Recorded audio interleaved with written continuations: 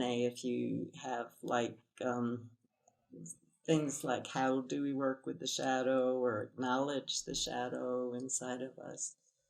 For me, it's about befriending those aspects of yourself. And I think one access point in that I speak about in and is the resentment, the things that we refeel.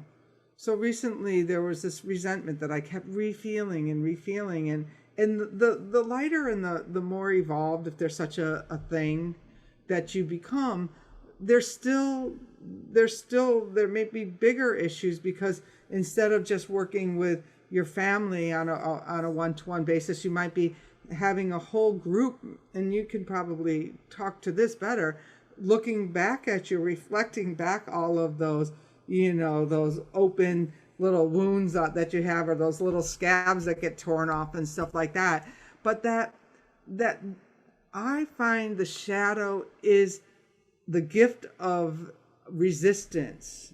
And it's always a place of that resistance, where that if you think of a weather vane, a weathercock on top of the roof, that it's the resistance of the wind against, the resistance of this metal against the wind that makes it spin.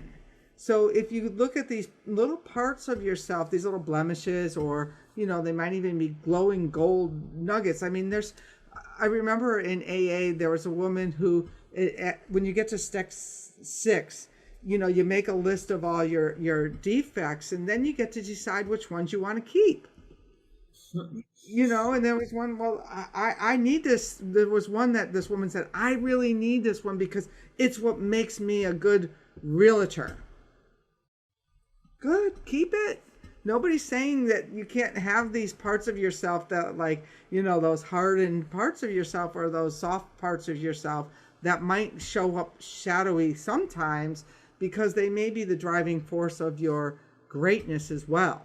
And but remember that on the peacock, the weathercock up on the roof, that it's that resistance that puts it to the direction that the wind's blowing.